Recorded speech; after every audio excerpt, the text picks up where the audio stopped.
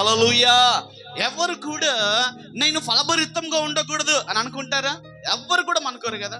ఎవరు కూడా అనుకోరు. నేను ఫలించాలి, నేను అభివృద్ధి పొందాలి, నేను విస్తరించాలి, నేను అనేకులకు ఆశీర్వాదకరంగా ఉండాలి, నేను అనేకులకి దీవనకరంగా ఉండాలని చెప్పేసి ప్రతి ఒక్కరూ ఆశపడుతూ ఉంటారు. హల్లెలూయా. మరి నీ ఆధ్యాత్మికమైన జీవితంలో నువ్వు సంఘములో, కుటుంబంలో నువ్వు ఫలించాలంటే మనం ఎలా ఉండాలి, మనం ఏమి చేయాలి అనే కొన్ని విషయాలని లేఖన సత్యంలో నుండి మనము విందాము. అందరికీ తెలిసినటువంటి లేఖన భాగమే పరిశుద్ధ బైబిల్ గ్రంథంలో నుండి యోహాను సువార్త. ఒకసారి మనం అందరం కూడా చూద్దాము. పరిశుద్ధ బైబిల్ గ్రంథంలో నుండి ఈరోజు మన వాక్య ధ్యానాంశ నిమిత్తమై పరిశుద్ధ బైబిల్ గ్రంథంలో నుండి యోహాను సువార్త 15వ అధ్యాయము మొదటి నుండి మనము చూసినట్లయితే అక్కడ కొన్ని మాటలు మనకు కనబడుతూ ఉన్నాయి. చదువుదామండి. స్పష్టంగా చదవగలిగిన వారు కొంచెం స్పష్టంగా చదివి నాకు వినిపించండి. నేను నిజమైన ద్రాక్షవల్లిని, నా తండ్రి వ్యవసాయకుడు. నాలో ఫలింపని ప్రతి తీగను ఆయన తీసి పారవేయును. ఫలించు ప్రతి తీగ మరి ఎక్కువగా ఫలింపవలనని దానిలోని పనికి రాని తీగలను తీసివేయును. నేను మీతో చెప్పిన మాటను బట్టి మీరిప్పుడు పవిత్రులై ఉన్నారు. నా యందు నిలిచి ఉండుడి, మీ యందు నేనును నిలిచి ఉందును. తీగ ద్రాక్షవల్లిలో నిలిచి ఉంటేనే కానీ తనంతట తానే ఎలాగు ఫలింపదో అలాగునే నా యందు నిలిచి ఉంటేనే కానీ మీరు ఫలింపరు. హల్లెలూయా. అర్థమైందండి ఈ లేఖన భాగం? ఈ మాటలు ప్రభు అయినటువంటి యేసుక్రీస్తు వారు అంటున్నటువంటి మాట ఏమిటంటే, నేను నిజమైన ద్రాక్షవల్లిని, నా తండ్రి వ్యవసాయకుడు. నాలో ఫలించని ప్రతి తీగ ఏం చేస్తాడట? ఆయన పెరికి పారవేస్తాడు, బయట పారవేస్తాడు. ఎందుకు పారవేస్తాడంటే, ఫలించు ప్రతి తీగ మరి ఎక్కువగా ఫలించినట్లుగా అందులో పనికి రాని కొన్ని తీగలను దేవుడు ఏం చేస్తాడంట? కత్తిరించి పక్కన పాడేస్తూ ఉంటాడంట. ఒకవేళ అందుకే అంటున్నాడు కదా, పనికిరాని తీగలను తీసివేను. మీతో చెప్పిన మాటలను బట్టి మీరిప్పుడు పవిత్రులై ఉన్నారు. నా యందు నిలిచి ఉండుడి, మీ యందు నేను నిలిచి ఉంటాను. చదవండి. నా యందును నిలిచి ఉండు, మీ యందు నేను నిలిచి ఉంటాను. తీగే ద్రాక్షవల్లిలో నిలిచి ఉంటేనే కానీ తనంతట తాను ఎలాగూ ఫలింపదో అలాగే నా యందు నిలిచి ఉంటేనే కానీ మీరు ఫలించరు. మనము ఫలించాలనంటే ఎవరిలో ఉండాలమ్మా? దేవునిలో ఉండాలి. హల్లెలూయా. ఆయనతో మనము ఎలా ఉండాలంటే అంటు కట్టబడాలి. హల్లెలూయా. ఒకవేళ చెట్టు నుండి తీగను వేరు చేస్తే అది ఎలాగున ఫలించదో, మన ఆధ్యాత్మికమైన జీవితంలో కూడా దేవుడికి దూరంగా ఉండి మనము ఏమి చేయలేము. హల్లెలూయా. అందుకే కింద మాటలు చాలా మంచి మాటలు ఉన్నాయి. మీరు ఫలించుట వలన నా తండ్రి మహిమపరచబడతాడని దేవుడి యొక్క వాక్యం ఉంది. ఇంకా కిందలో చూసినట్లయితే ఏమంటున్నాడు? నా యందును మీరును మీ యందు నా మాటలు నిలిచి ఉండిన ఎడల మీకు ఏదిష్టం అడుగుడి, అది మీకు అనుగ్రహింపబడునని దేవుడి యొక్క వాక్యం ఉంది. హల్లెలూయా. ఒక చెట్టు ఫలించాలి అనంటే ఆ చెట్టుకి ఏం కావాలండి? చెప్పండి, ఏం కావాలి? ఒక చెట్టు ఫలించాలంటే ఏం కావాలా? ఆ చెట్టు అభివృద్ధిలోకి రావాలంటే ఏం కావాలి? నీరు కావాలి. హల్లెలూయా. దానికి ఎరువు కావాలి. అంతకంటే ముఖ్యంగా ఏం కావాలో తెలుసా? ఆ యొక్క సూర్యరశ్మి అనేది చాలా అవసరము. హల్లెలూయా.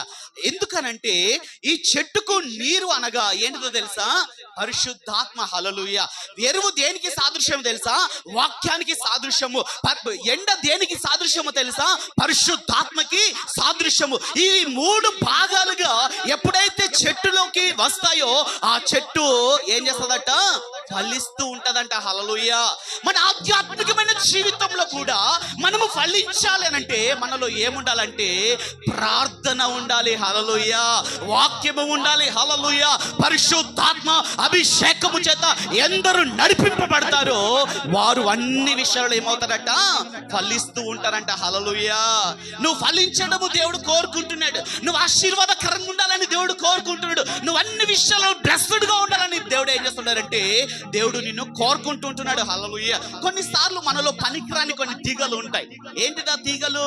అవిశ్వాసం అనే తీగ, అపనమ్మకం అనే తీగ మనలో ఉంటదన్నమాట. ఆ తీగలు మనలో ఉన్నంత వరకు కూడా మనం ఎక్కడ ఫలించము. హల్లెలూయా. మనం ప్రభుని అడగాల, ప్రభువా నేను ప్రార్థించలేకపోతున్నానయ్యా, నేను విశ్వాసంలో నిలకడగా ఉండలేకుండా పోతున్నాను ప్రభువా, నాలో ఆ ఫలించని తీగ నాలో ఉంది. ఆ తీగను మీరు ఏం చేయాలి? కత్తిరించింది ప్రభువా, కత్తిరించి. ఎందుకంటే దేవుడు కోరుకుంటున్నాడు ఏంటంటే నువ్వు ఫలించాలని ప్రభు కోరుకుంటున్నాడు. హల్లెలూయా. నువ్వు ఆశీర్వాదకరంగా ఉండాలని ప్రభు కోరుకుంటున్నాడు. హల్లెలూయా. అందుకోసమనే నువ్వు ఫలించాలి అని అంటే నువ్వు ఎవరితో అంటు కట్టబడి ఉండాలి? నువ్వు దేవుడితో అంటు కట్టబడి ఉండాలి. హల్లెలూయా. తీగ చెట్టు నుండి ఎప్పుడైతే వేరు చేయబడుతుందో ఆ తీగ ఏమైపోతుంది చెప్పండి? ఏమైపోతుంది? వాడిపోతూ ఉంటది. హల్లెలూయా. దేవుడికి దూరంగా ఉండి ఏది కూడా మనము చేయలేమని దేవుడి యొక్క వాక్యం ఉంది. హల్లెలూయా. ద్రాక్ష చెట్టును దేవుడు మనుషులతో దేవుడు పోల్చాడు. ఎవరితో పోల్చాడు? మనుషులతో దేవుడు పోల్చాడు. ఆ ద్రాక్ష చెట్టుని మనుషులతో పోల్చాడు కదా. త్వరగా మనం వాక్యంలోనికి వెళ్దాం. చాలా విషయాలు మీకు క్లుప్తంగా నేను చెప్పడానికి ఆశపడుతున్నాను. పరిశుద్ధ బైబిల్ గ్రంథంలో నుండి మరొకసారి 80వ కీర్తన 8వ వచనంలో మనము చూసినట్లయితే మనము ఒక మాట చదువుకుందాము. 80వ కీర్తన 8వ వచనము. నీవు ఐగుప్తులో నుండి ఒక ద్రాక్ష మంచిగా చదువుమా. ఐగుప్తులో నుండి ఒక ద్రాక్షవల్లిని తెచ్చితివి, అన్య జనులను వెళ్ళగొట్టి దాని నీవు నాటితివి, దానికి తగిన స్థలమును సిద్ధపరిచితివి, లోతుగా పారి అది దేశమందంతటా వ్యాపించెను, దాని నీడ కొండలను కప్పెను, దాని తీగలు దేవుని దేవదారు వృక్షములను ఆవరించెను, దాని తీగలు సముద్రము వరకు వ్యాపించెను, యూఫ్రటీస్ నది వరకు దాని రెమ్మలు వ్యాపించెను.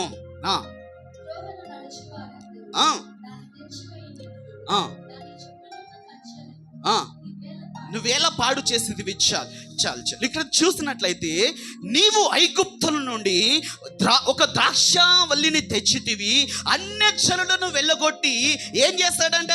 దానికి తగిన స్థలమును దేవుడు సిద్ధపరిచి ఆ తగిన స్థలములో ఏం చేశాడు దేవుడు అనంటే దాన్ని ఏం చేశాడట? దాని వేరు లోతుగా పారి అది దేశమంతట కూడా ఏం చేసిందంట? అది వ్యాపించింది. ఒక తగిన స్థలాన్ని దేవుడు సిద్ధపరిచాడు. ఐగుప్తు నుండి ఒక ద్రాక్షవల్లిని తెచ్చితివి, అన్య జనులను వెళ్ళగొట్టి దేవుడు ఏం చేశాడట? చెట్టును నాటాడంట. దేవునికి స్తోత్రం కలుగును గాక. నీకున్నటువంటి పరిస్థితులను, నీకున్నటువంటి కష్టములన్నిటి నుండి దేవుడు విడిపించి ఒక ద్రాక్ష చెట్టుగా దేవుడు నిన్ను తీసుకొచ్చి ఎక్కడ నాటాడు? సియోను మందిరం, ప్రార్థన మందిరంలో ప్రభు నిన్ను ఏం చేశాడట? చెప్పడం. ఎక్కడ నాటాడు దేవుడు నిన్ను? సియోను ప్రార్థన మందిరంలో ప్రభు నిన్ను ఏం చేశాడు? నాటాడు. దేవునికి స్తోత్రము కలుగును గాక. హల్లెలూయా, హల్లెలూయా. అన్య జనులను వెళ్ళగొట్టి దానికి తగిన స్థలము సిద్ధపరిచి దాని వేరు లోతుగా పారి అది దేశమందంతట కూడా ఏం చేసిందట? వ్యాప్తి చెందిందంట. హల్లెలూయా. ఒక చెట్టును దేవుడు ఎవరితో పోలుస్తున్నాడు తెలుసా? ఒక వ్యక్తితో, ఒక మనిషితో దేవుడు దాన్ని పోలుస్తా ఉన్నాడు. హల్లెలూయా. మన జీవితంలో కూడా ఎన్నో శ్రమల మధ్యలో, శోధనల మధ్యలో, అవమానాల మధ్యలో, నిందల మధ్యలో, రోగంల మధ్యలో మనము ఉన్నప్పుడు ఆ పరిస్థితులన్నిటి నుండి దేవుడు ఏం చేస్తాడు? మనల్నట విడిపించాడు, తప్పించాడు, కాపాడి దేవుడు తీసుకొచ్చి ఏం చేశాడనంటే ఈ సియోను ప్రార్థన మందిరంలో ప్రభు నిన్ను నాటాడు. నాటబడినటువంటి నీవు ఎలా ఉండాలంటే నీవు వ్యాప్తి చెందేటువంటి వారముగా ఉండాలి. హల్లెలూయా. ఎలా చెందాలి? వ్యాప్తి చెందాలి, అనేకులకు తెలియాలి. అయ్యో ఫలానా సియోను ప్రార్థన మందిరపు దేవుని బిడ్డలను దేవుడు బహుగా ఆశీర్వదించాడు, బహుగా వారిని దీవించాడని చెప్పేసి దేవుడు నీలో నుండి ఏం కావాలట? మంచి సాక్ష్యము రావాలి. అందుకే దాని నీడ కొండలను కప్పెను, దాని తీగలు దేవదారు వృక్షములను ఆవరించెను, దాని తీగలు సముద్రము వరకు వ్యాపించెను, యూఫ్రటీస్ నది వరకు దాని రెమ్మలను వ్యాపించాయి అంట. అందుకోసమని దేవుని సేవకుడు ఎక్కడికి వెళ్ళాడమ్మా? మలేషియాకి వెళ్ళాడు. దేశం అంతటా అది ఏం చేస్తుందట? వ్యాప్తి చెందుతా ఉందంట. హల్లెలూయా. దేవుడు నమ్మదగినటువంటి వాడు. దేవుడు నువ్వు ఫలించాలని ప్రభు కోరుకుంటున్నాడు. అందుకొరకనే నిన్ను ప్రత్యేకమైనటువంటి స్థానంలో ప్రభు నిన్ను ఏం చేశాడమ్మా? చెప్పాలి. నాటాడు. నిన్ను నాటబడినటువంటి మనం ఎలా ఉండాలంటే వేరు పారి ఫలించేటట్టుగా మనం ఉండాలి. హల్లెలూయా. నువ్వు ఫలించాలి అనంటే, నువ్వు ఆశీర్వాదకరంగా ఉండాలంటే, దీవెనకరంగా ఉండాలంటే నీలో ఏముండాలి? 3 ఉండాలి. ఏముండాలి? 3 ఉండాలి. ఏమేమి ఉండాలి చెప్పండి? వాక్యము, ప్రార్థన, పరిశుద్ధాత్మ అభిషేకం. ఈ 3 కలిగి ఉంటే మనం అన్ని విషయాల్లో కూడా ఏం చేస్తామంటే చెప్పండి అమ్మా, వ్యాప్తి చెందుతూ ఉంటాము. హల్లెలూయా. అందరికీ తెలుస్తూ ఉంటది, మన గురించి అందరికీ తెలుసు. దేవుడు అలా చేస్తున్నాడు, అది కోరుకుంటున్నాడు నీ జీవితంలో. నువ్వు బాగుండాలి, నువ్వు అందుకోసమని ఒకసారి మళ్ళీ ఇంకో వాక్య భాగాన్ని చదువుకుందామా? యెషయా ప్రవక్త రాసినటువంటి గ్రంథం 5వ అధ్యాయము మొదటి నుండి కనుక చూడగలిగితే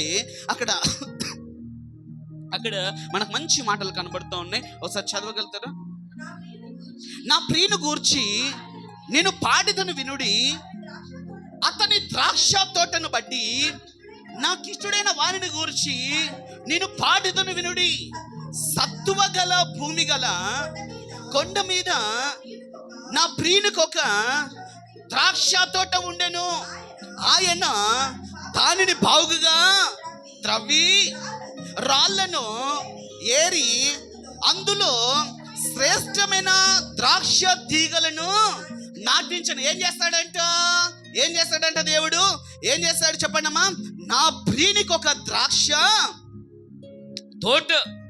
ఆయన ఏం చేస్తాడనంటే సత్తువగల భూమి అంటే చెప్పండి అమ్మా, బీడు పడినటువంటి భూమి కాదు, బీడు పడిన భూమి కాదు, దున్నబడని భూమి కాదు. సత్తువ గల భూమి అంటే ఏంటో తెలుసా? మంచి నేల. హల్లెలూయా. ఆ మంచి నేల ఏంటి? ఈ సంఘమే. హల్లెలూయా. ఈ సత్తువ గల సంఘములో, జీవము కలిగిన దేవుని సంఘములో మిమ్మల్ని ఏం చేస్తాడనంటే ఆయన నాటాడు. దేవునికి స్తోత్రము కలుగును గాక. సత్తువ కలిగిన సంఘములో, జీవము కలిగిన దేవుని సంఘంలో నిన్ను నాటడానికి ముందుగా ఆయన ఏం చేస్తాడనంటే సత్తువ గల కొండ మీద నా ప్రియునికి ఒక ద్రాక్ష తోట ఉండెను. ఆయన దానికి బాగుగా త్రవ్వి రాళ్లను ఏరి అందులో శ్రేష్టమైనటువంటి తీగలను దేవుడు ఏం చేస్తాడట? నాటాడంట. హల్లెలూయా. ఒక చెట్టు నాటాలి అంటే ఫస్ట్ భూమి ఏం కావాలా? లోతుగా త్రవ్వబడాలి. హల్లెలూయా. త్రవ్వబడకపోతే పైన పెడితే దాని వేళ్ళు ఏమవుతాయి? బయటికి వచ్చి చెట్టు పాడైపోతూ ఉంటది. హల్లెలూయా. అయితే ప్రియమైనటువంటి దేవుని బిడ్డలారా, నిన్ను దేవుడు ఏం చేస్తాడంటే ఒక సత్తువ కలిగినటువంటి సంఘంలో, ఒక సత్తువ కలిగినటువంటి భూమిలో దేవుడు నిన్ను నాటడానికి ముందుగా ఆయన ఏం చేస్తాడంటే ఆ భూమిని లోతుగా ఏం చేస్తాడు? త్రవ్వాడు. అందులో ఉన్నటువంటి రాళ్లను దేవుడు తీసివేశాడంట. హల్లెలూయా. రాళ్ళు శ్రమలకు సాదృశ్యంగా చూసుకుందాం. హల్లెలూయా. రాళ్ళు కష్టాలకు సాదృశ్యంగా చూసుకుందాం. హల్లెలూయా. భూమి సంఘము ఇదేంటంటే నేల, ఇదంతా దేవుడు మనకి ఇచ్చాడు కదా. ఈ స్థలంలో నిన్ను నాటేటప్పుడు దేవుడు ఏం చేస్తాడు తెలుసా? లోతుగా నిన్ను ఆ భూమిని తవ్వి అక్కడ ఉన్నటువంటి రాళ్ళను, అక్కడ ఉన్నటువంటి పరిస్థితులన్నిటిని దేవుడు ఏం చేస్తాడమ్మా? తీసివేసి ఒక మంచి ద్రాక్ష తీగలను తీసుకొచ్చి అక్కడ ఆయన ఏం చేస్తాడట? నాటాడంట. హల్లెలూయా. చదువుకుందామా? నాటాడు.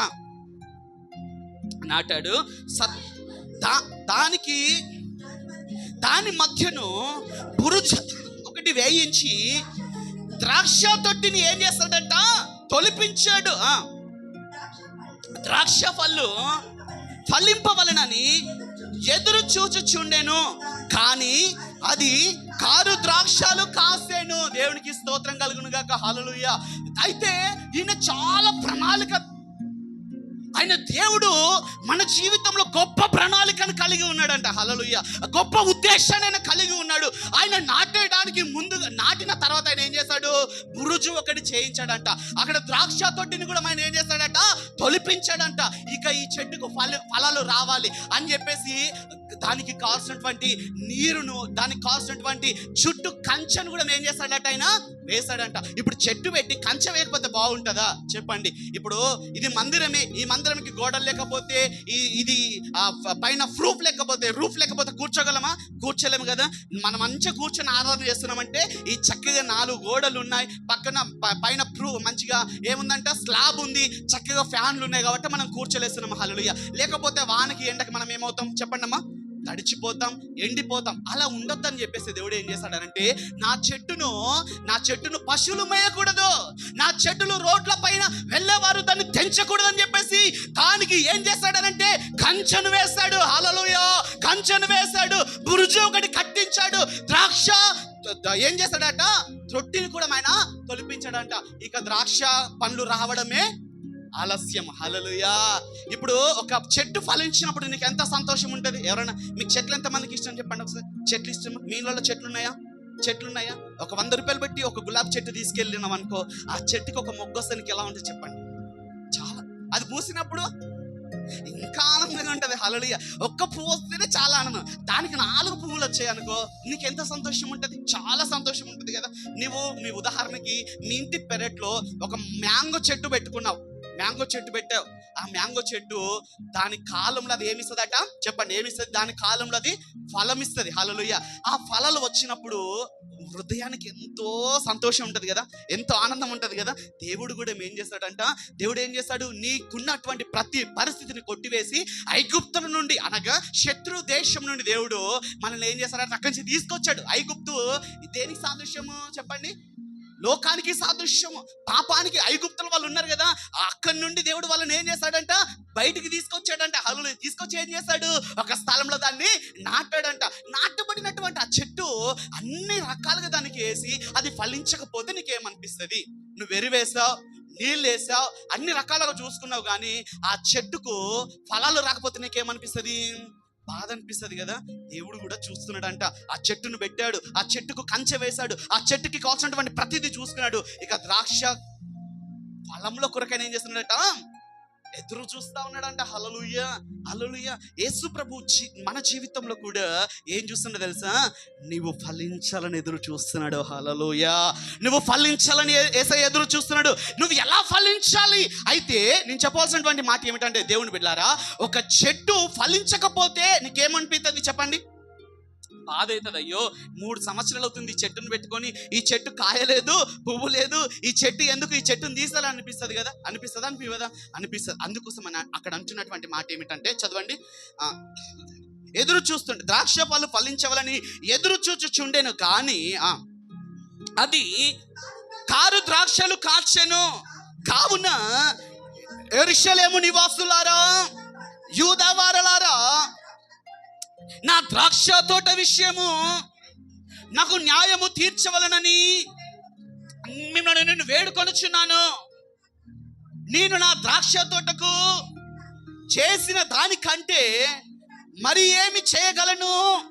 అది ద్రాక్ష వల్లు కాయవలనని నేను కనిపెట్టినప్పుడు అది కారు ద్రాక్షలు కాయుటకు కారణమేమి? ఆయన అడుగుతున్నాడు. యూదావారులారా, మీరు నాకు న్యాయంను తీర్చండి. నేను నా చెట్టుకు ఏం తక్కువ చేశాను? దానికి ప్రత్యేకమైన స్థలంలో నాటాను కదా, రాళ్ళు ఏరివేశాను కదా, అది ఫలించేటట్టుగా నేను చేశాను కదా. నేను ఫలంలో కొరకు ఎదురు చూస్తా ఉంటే అది మంచి ద్రాక్షలు కాయకుండా కారు ద్రాక్ష, అనగా చేదు ద్రాక్షలు, పుల్లటి ద్రాక్షలు కాయటకు గల కారణం ఏమిటి? నేనేం తక్కువ చేస్తాను? దానికి అన్ని విధాలుగా చేశానే, ఆశీర్వదించాడే ప్రభు, నిన్ను విస్తరింపజేశాడే. నీ జీవితంలో రోగం నుండి, పాపం నుండి, శాపం నుండి ఆయన నిన్ను విడిపించాడే. ఎలా ఉంది మన ఆధ్యాత్మికమైన జీవితం? నువ్వే ద్రాక్షలు కాస్తున్నావు? మంచి ద్రాక్షలను కాస్తున్నావా? నువ్వు కారు ద్రాక్షలను కాస్తున్నావా? దేవుడు కోరుకుంటున్నాడు. ఆయన దగ్గర ఏం కోరుకుంటున్నాడో తెలుసా? ముందు చెప్తాను. నువ్వు ఫలభరితంగా ఉండాలని నా ప్రభు కోరుకుంటున్నాడు. నువ్వు మారలో ఉండడం నా దేవుడికి ఇష్టం లేదు. నువ్వు దుఃఖంలో ఉండడం నా దేవుడికి ఇష్టం లేదు. నువ్వు పాపంలో శాపంలో పడిపోవడం నా దేవుడికి ఇష్టం లేదు. హల్లెలూయా. నువ్వు బాగుపడాలని, నువ్వు ఆరోగ్యకరంగా ఉండాలని, నీ చేతి పనిని దేవుడు దీవించాలని, నీకు ఆరోగ్యం ఇవ్వాలని అన్ని విధాలుగా దేవుడు నిన్ను చేస్తే ఆశీర్వదించబడిన తర్వాత మనలో ఏమవుతుందంట? కారు ద్రాక్షలు కాస్తా ఉన్నాయి. అది కాదు ప్రభుని దగ్గర కోరుకునేది. ఒక వ్యక్తిని దేవుడు ఎలా పోల్చాడు చెప్పండి? ఎలా పోల్చాడు అని చెప్పాను? చెట్టుతో, ద్రాక్ష చెట్టుతో పోల్చాడు. బైబిల్ గ్రంథంలో దేవుడు ఒక వ్యక్తిని చెట్టుతో పోల్చాడు. ఆ వ్యక్తి ఎవరో మనం లేఖన సత్యంలో నుండి మనం తెలుసుకుందాము. ఆది కాండము 49వ అధ్యాయము 22వ వచనములో మనం చూసినట్లయితే ఒక వ్యక్తిని దేవుడు చెట్టుతో పోల్చాడు.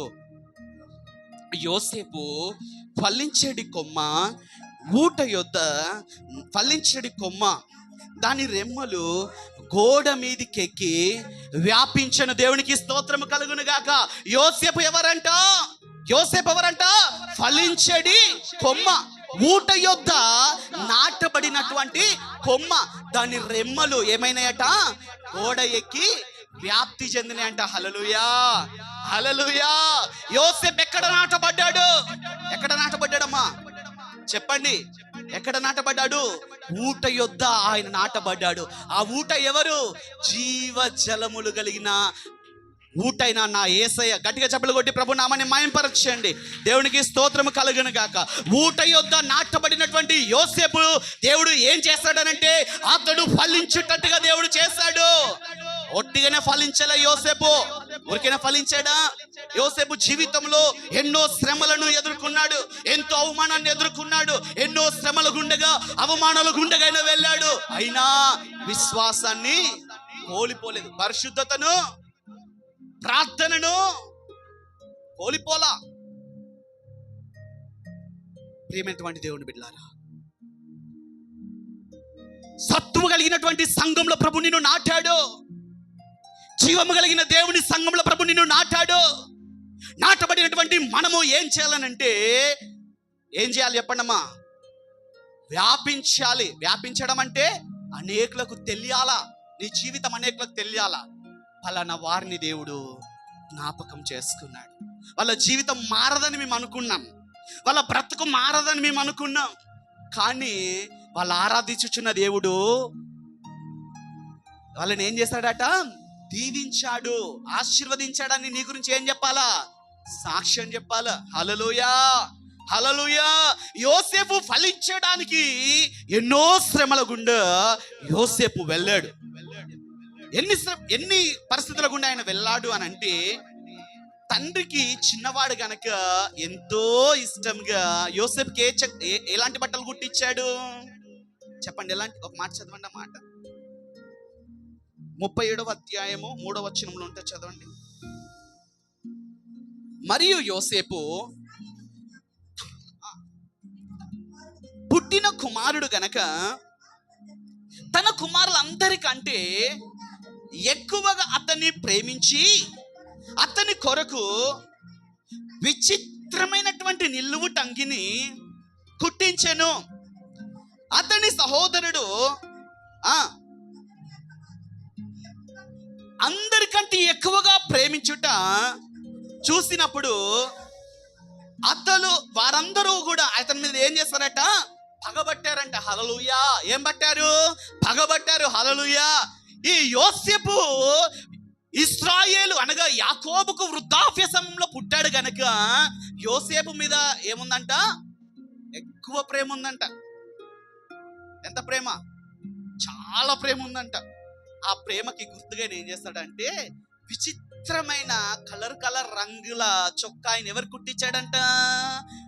యోసేపుకు కుట్టించాడంట, తండ్రి అయినటువంటి యాకోబు. హల్లెలూయా. అయితే ఈ యోసేపు ఎవరనంటే అతడు ప్రార్థనా పరుడు. దేవునికి స్తోత్రం కలుగును గాక. ప్రార్థనా పరుడు యోసేపు. దేవుని యందలి విశ్వాసం ఉంచినటువంటి వాడు. అన్నల చెడుతనమును తీసుకొచ్చి ఎవరు చెప్పేవాడంట? తండ్రికి చెప్పేవాడంట. యోసేపు కలలు కనేవాడు. ఏం కనేవాడంట? కలలు కనేవాడు. కలలకి అర్థాలు కూడా చెప్పేటువంటి వాడు. మరి చిన్ననాటి నుండే అలా ఆ యోసేపు ఎదిగాడు. హల్లెలూయా, ఎదిగాడు. ఇదంతా కూడా అన్నలు ఏం చేయలేకపోతున్నారంట? చెప్పండి, ఏం చేయలేకపోతున్నారు? అసలు ఓర్చుకోలేకపోతున్నారంట. ఎందుకంటే ఎక్కువగా ప్రేమించబడతా ఉన్నాడు. మంచి మంచి రంగుల బట్టలు వేసుకుంటున్నాడు. వీడు చేసిన చెడుతనము తీసుకొచ్చి తండ్రికి చెప్తా ఉన్నాడు. వీడు బాగా కలలు కంటుండు. అసలు వీని కలలు ఏమైతాయి చూద్దాం, వీని కలలు ఏమైతాయి చూద్దాం. దేవుడు మాట్లాడాడు కదా, దేవుడు ఆశీర్వదిస్తా అని చెప్పిండు కదా. వీడు ఇన్ని రకాలుగా కలలు చెప్తుండే కదా. అసలు వీనే చంపేస్తే అసలు వాని కలలు ఏమైతాయి? ఎవరు పగబట్టారంట? బయటోడా? ఇంటి పక్కతనా? సొంత అన్నలే. ఎవరి మీద పగబట్టారు? తమ్ముడి మీద పగబట్టారు. ఎందుకొరకు? ప్రేమించబడతా ఉన్నాడు కదా, అందుకోసమని పగబట్టి ఏం చేశారనంటే చంపేయాలనుకుంటే రూబేన్ ఏం చేశాడంటే, లేదు మన సహోదరుడే కదా అని చెప్పేసి ఏం చేశారంట, వేరే వాళ్ళకి అమ్మేశారంట. అమ్మేయడానికి ముందుగా యోసేపు యొక్క ఆ బట్టలను తీసుకొని దానికి ఏం పూసారంట, రక్తాన్ని పూసి తండ్రి యొద్దకు తీసుకెళ్ళి ఇచ్చారంట. అయ్యా, నువ్వు ప్రేమించినవే నీ కొడుకును క్రూర మృగము తినేసిందని చెప్తే ఆ బట్టలను పట్టుకొని యోసేపు తండ్రి అయినటువంటి యాకోబు ఏం చేశాడు? ఏడ్చాడంట. హల్లెలూయా, ఏడ్చాడంట, బాగా ఏడ్చాడంట.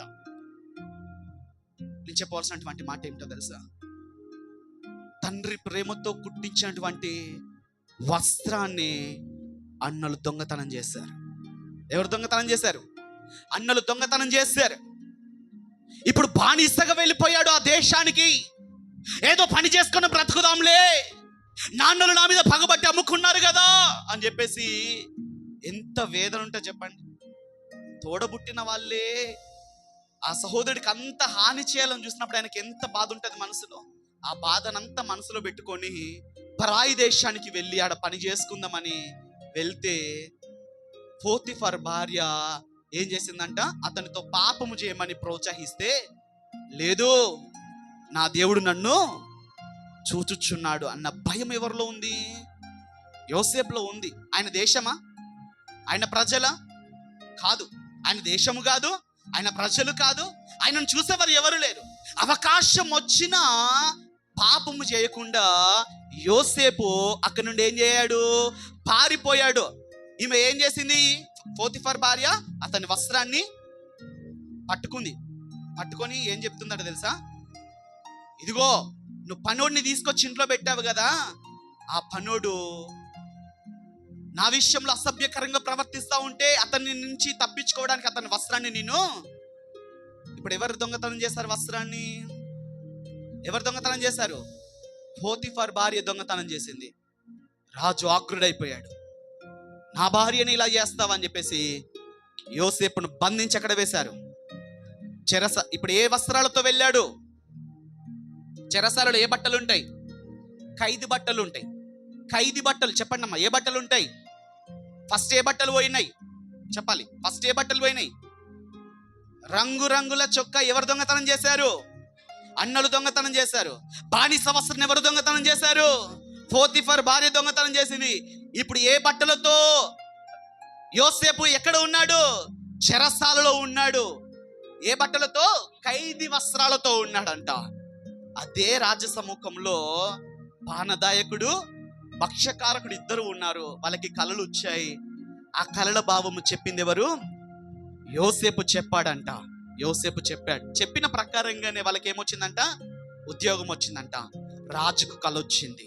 ఎవరికి? రాజుకు కల వచ్చింది. ఆ కలభావం ఎవరిని అడిగిన కలభావానికి ఎవరు చెప్పలేకపోతున్నారు. ఈ ఉద్యోగం వచ్చిన వ్యక్తి అంటున్నాడు కదా, రాజా మేము కూడా చెరసాలలో ఉన్నప్పుడు కలలకు అర్థం చెప్పేటువంటి వాడు ఆ చెరసాలలో ఉన్నాడు.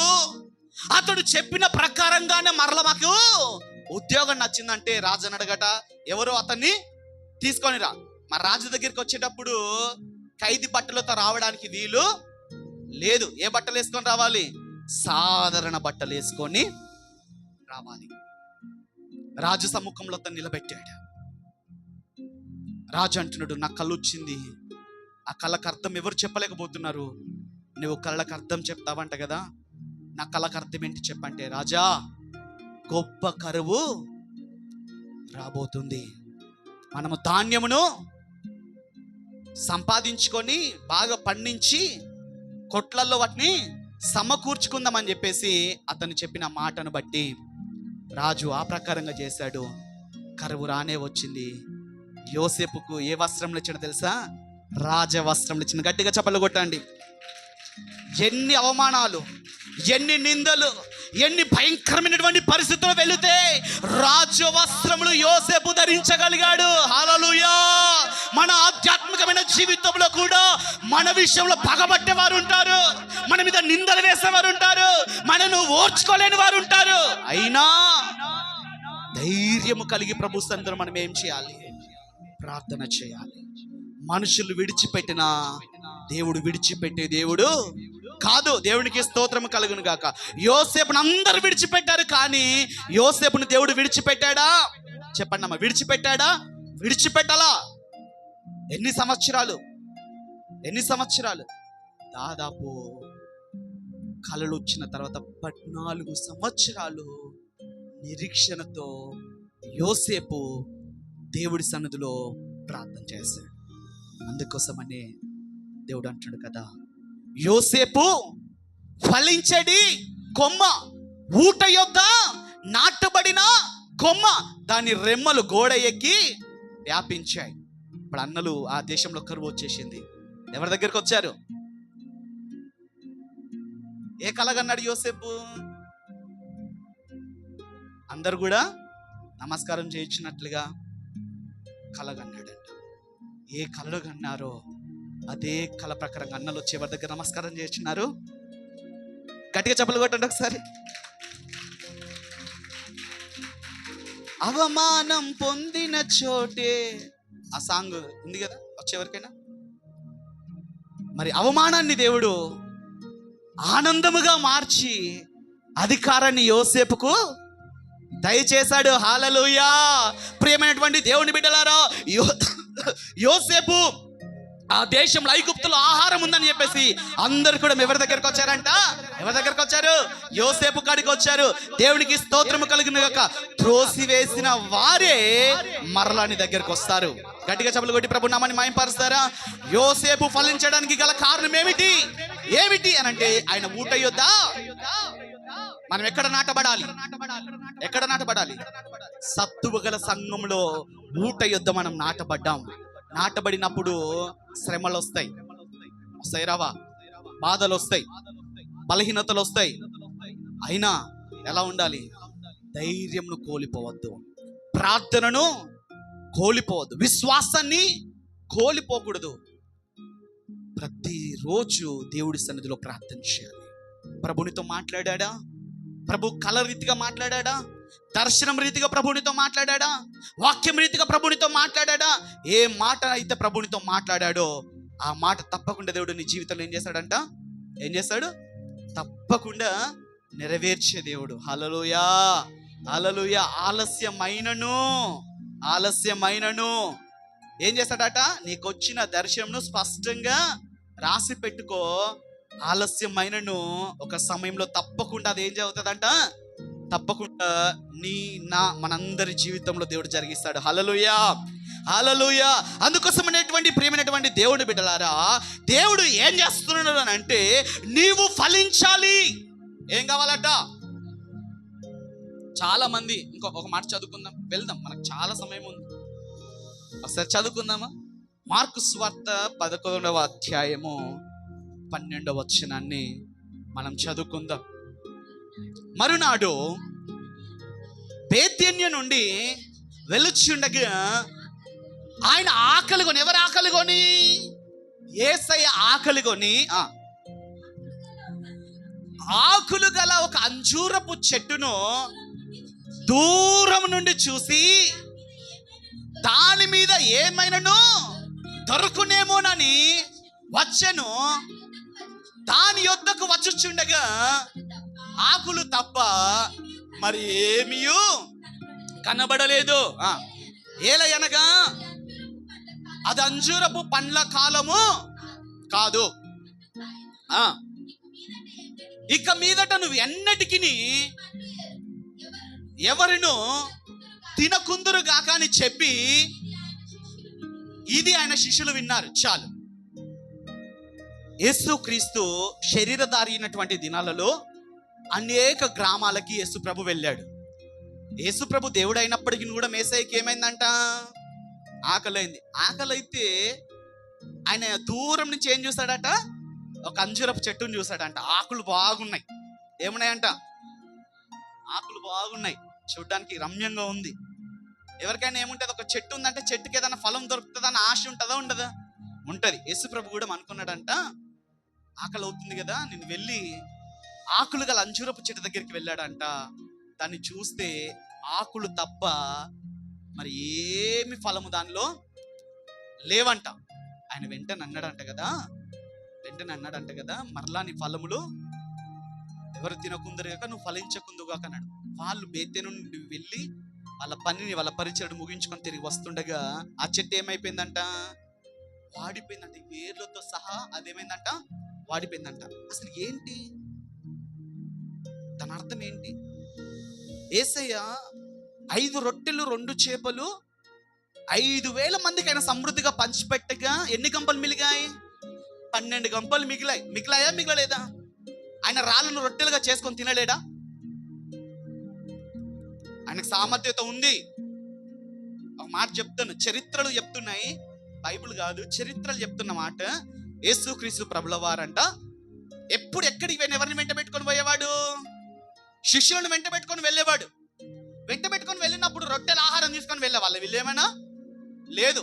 అరణ్యంలో వాక్యం బోధించినప్పుడు ఎన్ని రోజులు ఉపవాసం ఉన్నారంటే అక్కడ ఉన్న వాళ్ళంతా 3 రోజులు ఉపవాసం ఉన్నారు. వాళ్ళకి తినడానికి ఆహారం లేదు. అలా వాళ్ళని పంపించే మూర్ఛిని రోడ్డు మీద పడిపోతారేమోనని యేసు ప్రభుకు మనస్సు రాలే వాళ్ళని పంపడానికి. అవునా? రాలా. అప్పుడు చిన్నపిల్లలు తీసుకొచ్చి ఏమిచ్చారంట? 5 రొట్టెలు 2 చేపలు ఇస్తే యేసు ప్రభు వాటికి ప్రార్థన చేసి ఏం చేశాడు? 5,000 మంది పురుషులేనంట. మరి స్త్రీలు ఎంతమంది ఉండాలా? పిల్లలు ఎంతమంది ఉండాలా? ఒకరికి 2, 3 అట్లా వేసుకుంటే ఎన్ని వేల మంది కావాలా? అన్ని వేల మందికి ఆకలి తీర్చిన యేసయ్య ఆయన రాళ్ళను రొట్టెలుగా చేసుకొని తినలేడా? అంత సామర్థ్యత ఉంది. నేను ఒక మాట చెప్తాను, చరిత్రలు చెప్తా ఉన్నాయి. యేసుక్రీస్తు 12 మంది శిష్యులను వెంట పెట్టుకొని ఒకరోజు అరణ్యంలో ఆయన వెళ్తా ఉన్నాడంట. వెళ్తా ఉంటే యేసుక్రీస్తుకి ఎంతమంది శిష్యులు చెప్పాలి? ఎంతమంది శిష్యులు? 12 మంది శిష్యులు. వాళ్ళ పేర్లు తెలుసా? ఎంతమంది తెలుసు? చేయొద్దండి.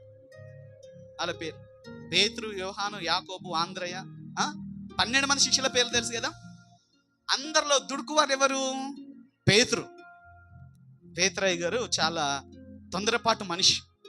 యేసు ప్రభు అందరూ శిష్యులు అరణ్యంలో నడుచుకుంటూ వెళ్తా ఉంటే యేసు ప్రభు అన్నాడంట, చాలా సమయం అయింది, వీళ్ళు ఆకలితో ఉన్నారేమో అని ఆయన మనసులో అనుకొని, బాబు పేతురు, యోహాను, ఆంద్రయ అందరిని పిలిచి రాళ్ళు పట్టుకొని నన్ను వెంబడించన్నాడంట. ఏం పట్టుకొని? రాళ్ళు పట్టుకొని వెంబడించన్నారంట. అందరు ఏదో వాళ్ళ సామర్థ్యతను బట్టి చిన్న చిన్న రాళ్ళు పట్టుకుంటే పేతురయ్య గారు నన్ను యేసయ్య మెచ్చుకోవాలి, నేను మంచి పని చేస్తానని చెప్పేసి అనుకొని ఆయన ఏం చేస్తాడంట? పెద్ద రాయి పట్టుకున్నాడంట. ఏ రాయి పట్టుకున్నాడు? నేను చెప్పాలి. ఏ రాయి పట్టుకున్నాడు? చాలా పెద్ద రాయి పట్టుకొని నడుచుకుంటూ వెళ్తా ఉన్నాడు. ఆయాస పడుకుంటూ వెళ్తా ఉన్నాడంట. ఎందుకంటే యేసయ్యతో మెప్పు పొందుకోవాలిగా. అవునా? కొంతమంది అలా చేస్తూ ఉంటారు. ఈ పేతురు కూడా అలా చేస్తూ రాయిని పట్టుకొని వెళ్ళాడు అన్నాడు. సరే బాబు, చాలా దూరం మీరు రాళ్ళు మోసారు కదా నాయన, మీ రాళ్ళు మీరు పక్కన పెట్టండి అని చెప్పేసానంటే ఇక రాళ్ళు పక్కన పెట్టి నడుచుకుంటూ వెళ్తా ఉన్నారంట. మళ్ళీ కొద్ది దూరం వెళ్ళటానికి మళ్ళీ అన్నాడంట. ఏమన్నాడంట? బాబు మళ్ళా మీరు రాళ్ళను పట్టుకోండి నాయన అన్నాడంట. ఈ పేతురు అనుకున్నాడంట లోపల, ఈ యేసయ్యకి ఎక్కడ పని లేదా? రాళ్ళు మోయమంటున్నాడేంటి మమ్మల్ని అరణ్యంలో? అసలుకే ఆకలితో ఉన్నాము, ఈ అరణ్యంలో దాహం అవుతుంది, ఆహారం లేదు, ఏం లేదని చెప్పేసి ఇక అనుకుంటే సరే యేసయ్య మాటకు లోబడాలి కదా, యేసయ్య మెప్పు పొందుకోవాలి కదా అని అందరూ ఏం చేస్తారంటే సామర్థ్యత కలిగి ఒక్కొక్కరు ఇంతరా పట్టుకుంటారంట. పేతురయ్య గారు ఏం చేశాడు? ఈయన ఇట్లా చెప్తాడని చెప్పేసి ఒక చిన్న రాయి పట్టుకున్నాడంట. ఏ రాయి పట్టుకున్నాడు? చిన్న రాయి పట్టుకున్నాడంట. అందరు పెద్ద పెద్ద రాళ్ళు పట్టుకొని నడుచుకుంటూ వెళ్తామంటే చెట్టు దగ్గర కూర్చొని, బాబు మీరు రాళ్ళని అన్ని పట్టుకున్నారు కదా నాయన, మీరు అలానే కూర్చోండి, నేను ప్రార్థన చేస్తానడంట. యేసయ్య వీళ్ళ చేతులున్న రాళ్ళన్నీ తండ్రికి ప్రార్థన చేస్తున్నాడు. యేసయ్య ఏమని? తండ్రి వీరి చేతిలో ఉన్నటువంటి రాళ్ళు రొట్టెలుగా మారునుగా కానడంట. అనగానే అందరి చేతులలో ఎంత పెద్ద రాళ్ళు ఉన్నాయి, పెద్ద పెద్ద రాళ్ళు, పెద్ద రొట్టెలైన. పేతురయ్య గారి దగ్గర ఏముందంట? చిన్న రాయి ఉంది. ఆ చిన్న రొట్టెగా నేను ఎందుకు ఈ మాటలు చెప్తున్నానంటే, ప్రేమైనటువంటి దేవుని బిడ్డలారా, దేవుడు ఆయనకు అసాధ్యమైనది ఏది లేదు, ఆయన సమస్తము చేయగలిగినటువంటి దేవుడు. అయితే యేసుక్రీస్తు ప్రభుల వారు ఆ చెట్టు దగ్గరికి వెళ్ళినప్పుడు ఆ చెట్టు మీద ఆకులు తప్ప ఆ చెట్టుకు ఏం లేవంట, ఫలాలు లేవంట. ఏ సమయంలోనైనా ప్రభు నీ యొద్దకు రావచ్చు. ఏమొస్తాడు తెలుసా? నీలో ఆత్మ ఫలము ఉందా లేదా అని చూడడానికి. హల్లెలూయా. శరీర సంబంధమైన ఫలాల కొరకు ఆయన వెదకట్లేదండి. ఇప్పుడు యేసు ప్రభు అన్నాడు కదా, అమ్మా దాహం అవుతుంది, దాహంకి కొన్ని నీళ్ళు ఇస్తావంటే ఆయన ఏమన్నదయ్యా, యూదుడవైన నీవు సమరయ స్త్రీనైన నన్ను దాహంకు నీళ్ళు అడుగుచున్నావే, సాంగత్యము చేరు కదా. అమ్మా నువ్విచ్చే నీళ్ళు తాగితే మరల దప్పికైతుంది, కానీ నేనిచ్చే నీళ్ళు తాగితే నీకు మరలా ఎన్నడూ కూడా దప్పిక కాదు. అది ఏ నీళ్ళు తెలుసా? జీవ జలపు నీళ్ళు. హల్లెలూయా. ఆకలి తీర్చగలిగినటువంటి దేవుడు ఏ సమయంలోనైనా నీ దగ్గరకు వస్తాడు. వచ్చి ఏం చేస్తాడు? నీలో ఫలం ఉందా లేదా అని చూస్తాడు. ఏం చూస్తాడు చెప్పాలి? ఏం చూస్తాడు? ఏంటిది? ఏం చూస్తాడు? ఫలాన్ని చూస్తాడు. ఏ ఫలము? గలతీ పత్రికలో ఉంది కదా, గలతీ పత్రిక 5వ అధ్యాయంలో చదువుతారు. ఆత్మఫలం ఏమనగా, చదవండి ఒకసారి, చదవాలి త్వరగా. అవైనా అక్కడ ఉన్నాయి కదా.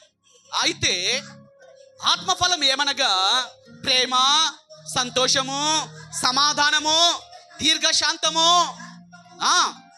మంచితనము, విశ్వాసము, ఆశా నిగ్రహము. ఇట్టి వాటికి ఏది చాలు.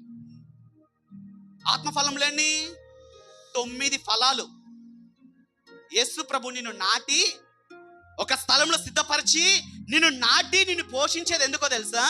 నీవి ఫలాలు ఫలించాలని. ఏ ఫలాలు? ఆత్మ ఫలాలు. దేవుడి బిడ్డలు సియోను ప్రార్థన మందిరంలో నాటబడినటువంటి మన జీవితంలో ఏముండాలంట? ప్రేమ ఉండాలి. ఏముండాలి? ప్రేమ ఉండాలి. ఎదుటి వ్యక్తిని ప్రేమించే మనస్సు ఉండాలి. హల్లెలూయా. శత్రువును ప్రేమించే మనస్సు ఉండాలి. అది యేసయ్య కోరుకుంటున్నాడు. తర్వాత సంతోషంగా ఉండాలని ప్రభు కోరుకుంటున్నాడు. నువ్వు బాధగా ఉండడం ప్రభు కోరుకోవట్లేదు. నువ్వు కన్నీరు కారవడం దేవుడు కోరుకోవట్లేదు. అందుకంటాడు కదా, ఎల్లప్పుడూ ఆనందించుడి, మరలా చెప్పుదును ఆనందించుడి, మీ సహనము సకల జనులకు తెలియజేయుడి అని దేవుడి యొక్క వాక్యం ఉంది. ఎల్లప్పుడూ సంతోషంగా ఉండాలని దేవుడు కోరుకుంటున్నాడు. నువ్వు దుఃఖంలో ఉండడం దేవుడు కోరుకోవట్లేదు. తర్వాత ఏంటంటా? దయ. తర్వాత సమాధానం ఉండాలి. నీలో ఏముండాలి? సమాధానం ఉండాలి. నీ శత్రువుతో నువ్వేం పడాలట? సమాధాన పడాలి. పడతారా? ప్రేమ ఉంటుందా? ప్రేమ ఉండాలి. సంతోషం ఉండాలి. తర్వాత ఏముండాలి? సమాధానం ఉండాలి. నీ శత్రుడితో నువ్వేం పడాలా? ప్రార్థన చేస్తాం, కానీ మనలో సమాధానం కొంతమందిలో ఉండదు. ఉంటుందా? భర్తతో కూడా కొంతమందికి భార్యలకు సమాధానం ఉండదండి. ఉంటుందా? ఉండదు. చాలా మందికి భార్యతో భర్తకు సమాధానం ఉండదు. అత్తకి కోడలకు సమాధానం ఉండదు. కొడుకులకు తల్లులకు సమాధానం ఉండదు. తండ్రులకు సమాధానం ఉండదు. అలా మనం ఎంత ప్రార్థన చేసినా మన ప్రార్థన వ్యర్థమే. దేవుని బిడ్డలారా, నాటబడినటువంటి మనము నువ్వు ఫలించాలని ప్రభు కోరుకుంటున్నాడు. నువ్వు ఎలా ఫలించాలి అని అంటే, ప్రేమలో ఫలించాలి, సంతోషంలో ఫలించాలి, సమాధానంలో ఫలించాలి, ఇంకా దీర్ఘశాంతము, విశ్వాసము, సాత్వికము, ఆశా నిగ్రహము, మంచితనము, దయాలుత్వము, ఇలా 9 ఫలాలలో నువ్వు ఫలించాలని కోరుకుంటున్నాడు. హల్లెలూయా. వరములతో ఫలములతో నీకై బ్రతకాలని అందరం కలిసి సాని సన్నిధిలో విజయము చూడాలని ఆశతో ఉన్నానయా, నడిపించే యేసయ్యా, నీవుంటే చాలునయా. హల్లెలూయా. ఏముండాలి మనలో? వరములతో ఫలములతో మనం ఏం కావాలట? చెప్పండి అమ్మా. ఫలించాలి. ఇవేమో ఆత్మ ఫలములు. ఆత్మ వరములు ఎక్కడున్నాయి? కొరంథీ పత్రికలో ఉన్నాయి. తెలుసా? కొరంథీ పత్రికలో ఏమున్నాయి? ఆత్మ వరములు ఉన్నాయి. ఈ ఆత్మ ఫలములు, ఆత్మ వరములు ఎవరైతే కలిగి ఉంటారో ఆ సంఘము నానాటికి ఏమవుతుందట? ఏమవుతుంది? విస్తరిస్తుంది, అభివృద్ధి చెందుతుంది. గట్టిగా చప్పలు కొట్టి ప్రభు నామాన్ని మహిమపరుచుకుందాం.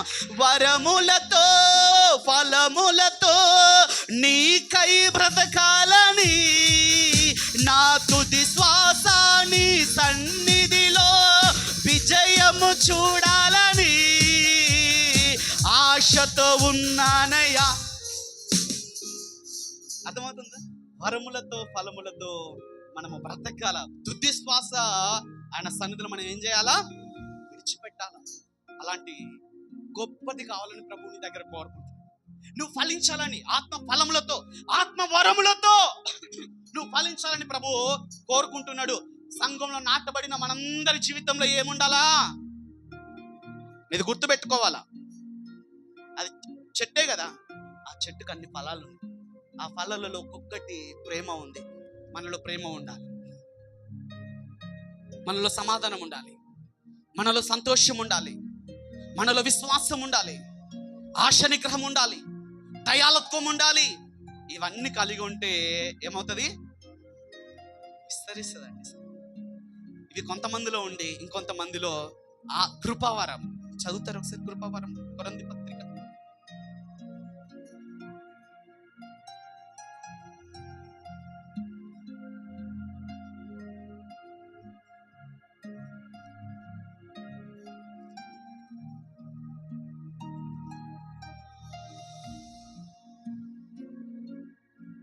పద్నాలుగవ అధ్యాయము మొదటి వచనం. కలిగి ఉండుటకు ప్రయాసపడుడి, ఆత్మ సంబంధమైన వరములు ఆసక్తితో అపేక్షించుడి, విశేషముగా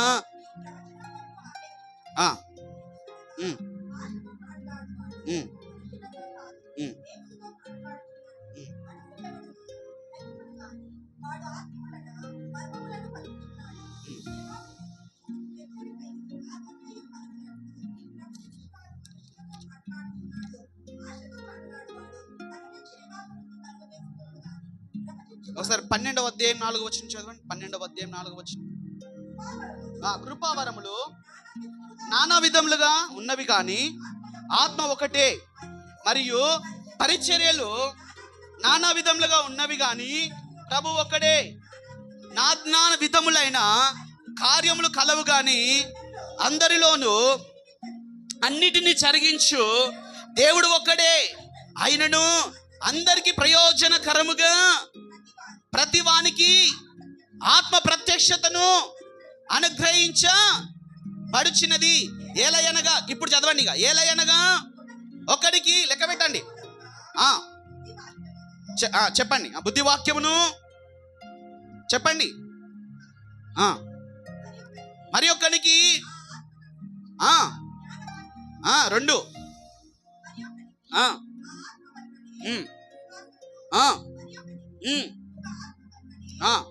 స్వస్థపరచు వరమును, మరి ఒక్కడికి అద్భుత కార్యములను చేయు శక్తియు, మరి ఒక్కడికి ప్రవచన వరములను, మరి ఒక్కడికి వివేచనయు, మరి ఒక్కడికి భాషల అర్థము చెప్పుట శక్తియు అనుగ్రహించి ఉన్నాడు. వీటన్నిటిని ఇచ్చిన వాడు ఒకడే. ఆడేమున్నాయంటే 9 ఆత్మ వరములు ఉన్నాయి. గలతీ పత్రికలలో ఆత్మ ఫలములు ఉన్నాయి, కొరంథీ పత్రికలలో ఆత్మ వరములు ఉన్నాయి. హల్లెలూయా.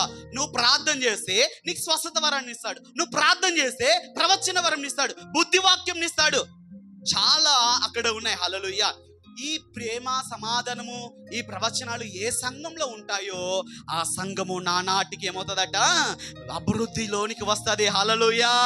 గట్టిగా చప్పలు కొట్టి ప్రభు నామని మాయంపరుచుకుందాం. ప్రేమటువంటి దేవుని బిడ్డలారా, యేసయ్య నీ దగ్గర నా దగ్గర ఏం కోరుకుంటున్నాడు? నువ్వు ఫలించాలని కోరుకుంటున్నాడు. మనందరూ తెలుసు కదా, ఒక ఆయనకి ఏముందంట, ద్రాక్ష తోటలో అంజూరపు చెట్టు ఒకటి ఏం చేశాడట, నాటించాడంట. దాని ఫలాలు వెతికితే ఆ ఫలాలు ఏం కలదట ఆయనకి. అంజూరపు చెట్టు ఎవరికి సాదృశ్యము చెప్పాలి? అంజూరపు చెట్టు ఎవరికి సాదృశ్యం? ద్రాక్ష చెట్టు ఎవరికి సాదృశ్యము? మనుషులకే. ముఖ్యంగా అది ఎవరితో పోల్చబడ్డదంటే ఇశ్రాయేల్ ప్రజలతో పోల్చబడ్డది. గుర్తుపెట్టుకోండి, ద్రాక్ష చెట్టు ఇశ్రాయేలు ప్రజలకి సాదృశ్యము. అంజూరపు చెట్టు అన్యజనులమైన మనకి సాదృశ్యం. ఎవరికి సాదృశ్యము? అన్యజనులమైన మనకి సాదృశ్యము. ద్రాక్ష తోటలో వారి మధ్యలో ఏం చేస్తాడంట దేవుడు? నిన్ను వేరుగా చేయకుండా ఆ చెట్ల మధ్యలోనే ప్రభు ఏం చేశాడంట, అంజూరపు చెట్టును నాటించాడంట. నాటించి అన్ని వేస్తే ఆ చెట్టుకి ఏం లేదంట, పువ్వు లేదంట, కాయ లేదంట, ఏం లేదంట. ఆ తోట మన దగ్గరికి యజమాని వచ్చి అంటున్నాడు కదా, అబ్బో ఈ చెట్టు వల్ల ఈ నేల వ్యర్థముగా పోచింది, ఈ చెట్టుని ఇక్కడి నుంచి తీసేయి అంటే ఆ తోటమాలి ఎవరిని బతిమాడుకొనిచున్నాడు? యజమానుడిని బతిలాడుకొనిచున్నాడు. అయ్యా ఈ ఒక్క సంవత్సరం ఆగండి, ఇది ఫలించేటట్టుగా నేను చేస్తాను, దీని చుట్టూ నేను తవ్వుతాను, కావలసిన ఎరువును వేస్తాను, నీళ్లు పోస్తాను, ఫలిస్తేనే సరే, ఫలించకపోతే తీసి పారేసాయని చెప్పేసి తోటమాలి యజమానుని ఏం చేస్తున్నాడట, బతిమాలు కొనుచున్నాడు. ఇప్పుడు తోటమాలి ఎవరు? తోటమాలి ఎవరు? మీ పాస్టర్ తోటమాలి. యజమానుడు ఎవరు? యేసయ్య. నువ్వెక్కడ నాటబడ్డావు? జీవం కలిగిన సంఘంలో నాటబడ్డావు. నాటబడిన మనలో ఏ ఫలాలు ఉండాలి?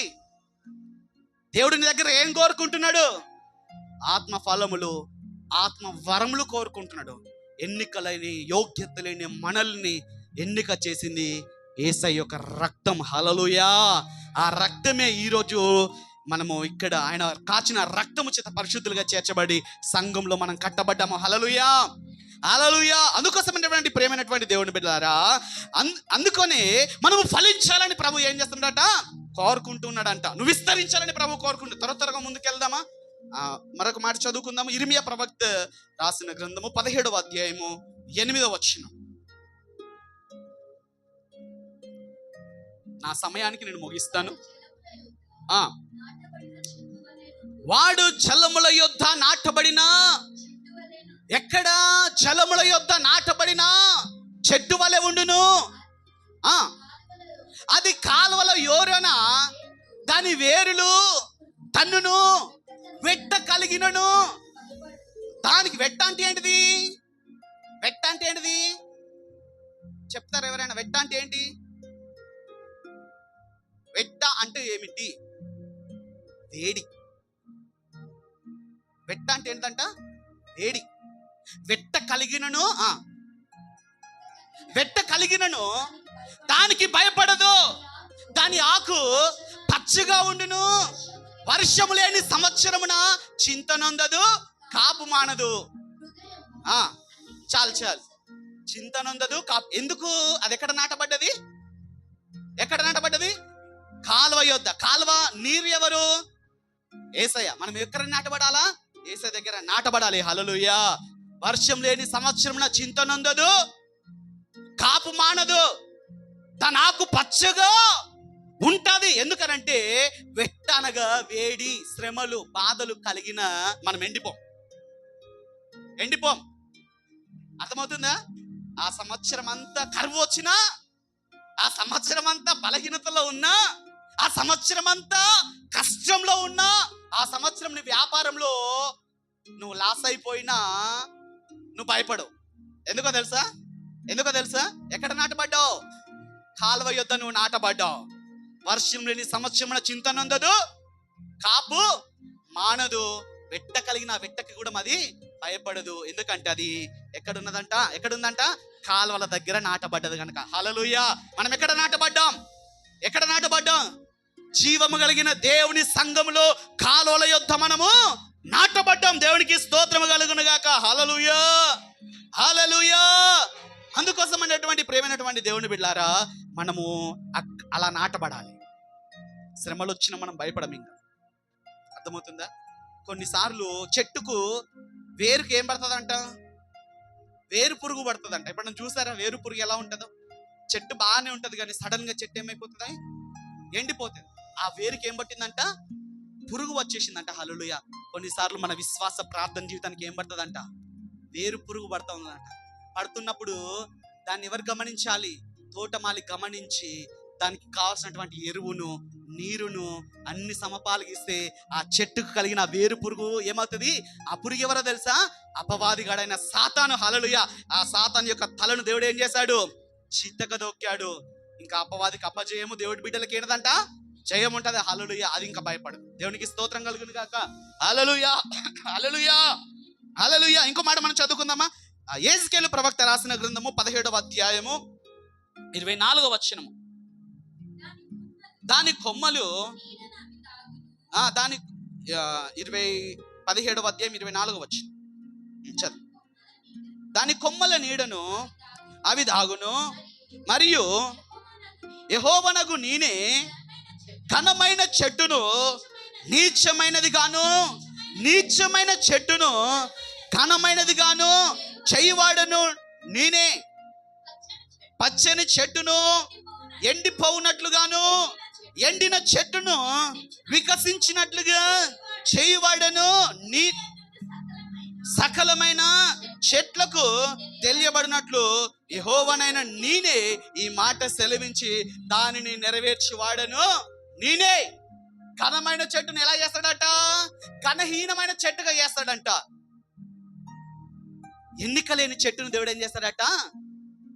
దాన్ని ఇప్పుడు ఈ చెట్టు అవసరం లేదని మనం పాడేస్తే దేవుడు దీన్ని నిలబెడతాడంట. మనుషులను మనల్ని పాడేస్తే, మనుషులు మనల్ని త్రోసివేస్తే దేవుడు మనల్ని ఏం చేస్తాడు? నిలబెడతాడు, నిన్ను గణపరుస్తాడు. సకల చెట్లకు తెలియబడినట్లుగా దేవుడు నిన్ను ఏం చేస్తాడనంటే ఆయన నిన్ను ఇక్కడ నాటి నిన్ను గణపరుస్తున్నాడు. హల్లెలూయా. అర్థమవుతుందన్న మాటలు? అర్థమవుతున్నాయా? ఘనహీనమైన చెట్టుని ఘనముగా చేస్తాడంట. ఘనత కలిగిన చెట్టుని ఎండిపోనట్లుగా చేస్తాడంట. కొంతమంది అనుకుంటారు వీళ్ళ జీవితాలు మారమని అనుకుంటారు కదా. చెప్పాను కదా ఇందాకట, వాళ్ళందరినీ నోలు మూయేటట్టుగా దేవుడు మనల్ని ఏం చేస్తాడు? ఆకులు, ఫలములు, పుష్పములు అన్నీ ఇస్తాడు. మనం ఫలభరితంగా ఉంటాం. సంఘంలో ఫలభరితంగా ఉంటాం, కుటుంబంలో ఫలభరితంగా ఉంటాం, ఉద్యోగంలో ఫలభరితంగా ఉంటావు, నువ్వు చేసే పనిలో ఫలభరితంగా ఉంటావు. అన్ని విషయాలలో దేవుడు నేను ఏం చేస్తాడట? ఫలభరితంగా చేస్తాడు. హల్లెలూయా. ఎప్పుడు బాధపడద్దు, అయ్యో నా బ్రతికి ఇలా అయిపోయింది, నా జీవితం ఇలా అయిపోయింది, నన్ను ఎవరు ప్రేమించేవారు లేరే, నాకు సహాయం చేసేవారు లేరే, నా కన్నీరు తూర్చేవారు లేరే, నా కష్టాలు ఇంకా పోవా నువ్వు అనుకుంటున్నావేమో. అందరి మధ్యలో దేవుడు నిన్ను ఏం చేస్తాడంట? ఘనముగా నిలబెడతాడంట. హల్లెలూయా. ఇంకో మాట మనం చదువుకుందామా? యోబు 14వ అధ్యాయము 7వ వచనములో, యోబు 14వ అధ్యాయము 7వ వచనంలో ఒక మాట మనం, వృక్షము నరకబడిన ఎడల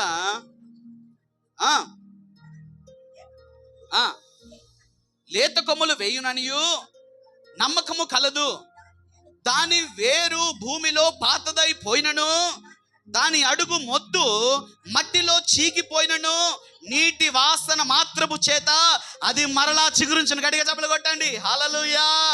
నరకబడినటువంటి చెట్టు నరకబడుతుంది. చెట్టు, ఆ నరకబడిన చెట్టు భూమిలో దాని వేరు పాతగిల్లి పోయినా చచ్చిపోయినా అన్ని పోయినా, నాకింకా ఆశలు లేవాను కొనగా నాశ నీవైతివే, ఆశలు దీర్చితివే, నాకింకా ఆశలు లేవాను కొనగా నాశ నీవైతివే,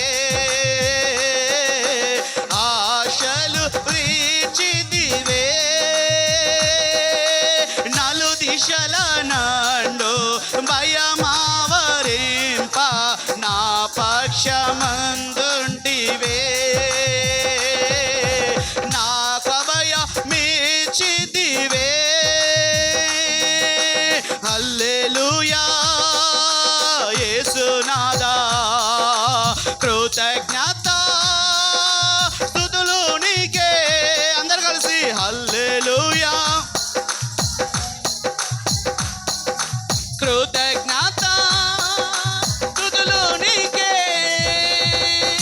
హల్లెలూయా. యోబు జీవితములో ఏం జరిగిందట? ఏం జరిగిందమ్మా? ఏమైంది? కుమారులు చచ్చిపోయారు, కుమార్తెలు, ఆస్తి అంతస్తులు అన్ని పోయినాయి. యావదాస్తి అంతా కూడా యోబు ఏమాడు? కోల్పోయాడు. ధైర్యపరచవలసినటువంటి స్నేహితులే, ఓదార్చవలసినటువంటి భార్యనే ఏమంటుందంట? యోబును దూషిస్తుందంట. ఇంకా నీ యథార్థతను మానవా? నీ ప్రార్థనను నువ్వు విడిచిపెట్టవా? ఆస్తి పోయింది, పిల్లలు పోయారు, ఇల్లు కూలిపోయింది. ఏంటి నీ భక్తి? ఏంటి నీ ప్రార్థన? ఏంటి నీ విశ్వాసం? ఏంటి? దూషిస్తున్నప్పుడు యోబు అంటున్నటువంటి మాట ఏమిటో తెలుసా?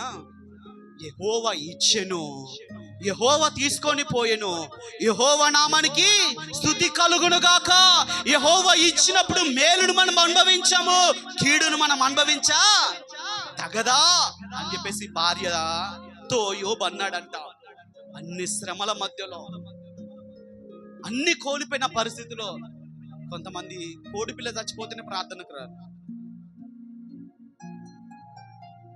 పాస్టర్ గారు అడుగుతారు, ఏంటమ్మా ఈరోజు ప్రార్థనకు రాలేదంటే, మా కోడి పిల్ల చచ్చిపోయింది పాస్టర్ గారు. ఏంటదంట? కోడి పిల్ల. యోబుకి అన్ని పోయినాయి. పోయినాయా? పోలేదా? ప్రేమించవలసిన భార్య కూడా యోబుని ఏం చేసిందంట? దూషిస్తా ఉంది. తన ఇంటి దాసిరాన్లు అంటే పనోళ్ళు కూడా యోబుని చూసి దూరంగా ఉంటున్నారంట. చరిత్రలు చెప్తున్నాయి, యోబుకు నీళ్ళు ఇవ్వడానికి యోబు దగ్గర ఎవ్వరూ లేరంట. పెంకులతో గోక్కడానికి గోళ్ళు కూడా లేకపోతే చిల్లు పెంకులతో ఆయన గోక్కుంటే ఆయన శరీరము, ఆయన దేహం నుండి ఊడి పడిపోతుందంట. ఇలా కూర్చొని ప్రార్థన చేస్తూ అలసిపోయినటువంటి స్థితిలో యోబు నీళ్ళు తాగడానికి ఆయన వెళ్తా ఉంటే ఇలా ఇలా ఇలా ఏమంటారు, పాక్కుంటూ, ఏమంటారు మీ భాషలో, ఇలా పాక్కుంటూ వెళ్తా ఉంటే ఆయన చర్మము తోడల భాగము, ఈ భాగం అంతా కూడా ఊడి కింద అతుక్కుంటుందంట. మీకు అర్థమవుతుంది నా మాట? శ్రమలు, బాధలు, నరకబడినటువంటి వృక్షము వలె యోబు చేయబడ్డాడు. నరకబడ్డాడు శ్రమలతో. నిందిస్తుంది భార్య, ప్రేమించేవారు లేరు, సహాయం చేసేవారు లేరు, ఆదరించేవారు లేరు, ఓదార్చేవారు లేరు. ఆయన కష్టం చూసి అందరూ దూరం అయిపోతున్నారు. ఓదార్చవలసినటువంటి స్నేహితులు కూడా యోబును ధైర్యపరచకుండా అలా మాట్లాడుతూ ఉన్నారు. ఆ సమయంలో దేవుని బిడ్డలారా, దేవుడి యొక్క వాక్యం ఉంది, నరకబడినటువంటి వృక్షము, దాని వేరు పాతగిల్లిపోయినా, దాని మొద్దు భూమిలో చచ్చిపోయినా, ఆ నీటి వాసన చేత అది మరలా ఫలించినట్లుగా యోబు మరలా ఫలించాడు. గట్టిగా చప్పలు కొట్టి ప్రభు నామాన్ని మహిమపరచుకుందాం. మన జీవితంలో శ్రమల మధ్యలో నరకబడుతున్నామా? నిందల మధ్యలో నరకబడుతున్నామా? అవమానాల మధ్యలో నరకబడుతున్నామా? బాధపడకు, భయపడకు. నువ్వు దేవుడి సంఘంలో నువ్వు నాటబడ్డావు. ఎన్ని శ్రమలు వచ్చినా, ఎన్ని నిందలు వచ్చినా, ఎన్ని అవమానాలు వచ్చినా, ఎంత బలహీనత అయినా, నీ వేరు లోపల పాతగిల్లి చచ్చిపోయినా నీటి వాసన దేవుడు పంపిస్తాడు, మరలా నిన్ను ఫలభరితముగా చేస్తాడు. గట్టిగా చప్పలు కొట్టి ప్రభు నామాన్ని మహిమపరచుకుందాం. హల్లెలూయా. అందుకోసమని ఆడంటున్నాడు కదా, నాకింకా ఆశలు లేవాను కొనగా నాశ నీవైతివే, ఆశలు తీర్చితివే, నాకి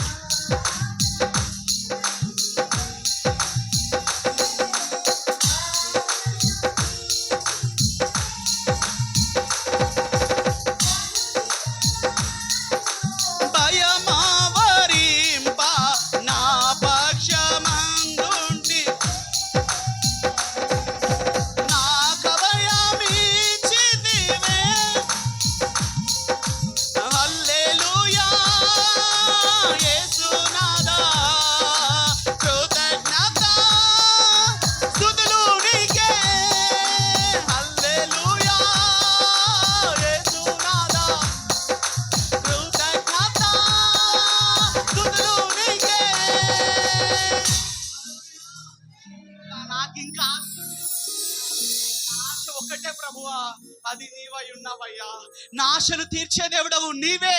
నా జీవితంలో ఇంక అంత అయిపోయిందని నేను అనుకున్నాను, కానీ మరలా నన్ను నీవు బ్రతికించావయ్యా, మరలా నన్ను చిగురింప చేసావయ్యా. దేవుడు నిన్ను చిగురింపజేయబోతున్నాడు, దేవుడు నిన్ను ఫలింపజేయబోతున్నాడు. నువ్వు నరకబడుతున్న శ్రమలతో, నిందలతో, అవమానాలతో, బాధలతో నువ్వు కృంగిపోతున్నావా? నువ్వు భయపడకు. సత్తువగల భూమిలో దేవుడు నిన్ను నాటాడు.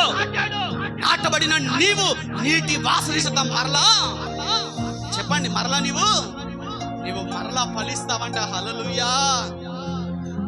చెట్టుకు మంచు ఉన్నట్లుగా దేవుడు ఎవరితో ఉంటాడంట? మన ఆ మాట చదవండి ఒకసారి. హోషేయ 14వ అధ్యాయము 5వ వచనం ఒక మాట చదువుకుందాం.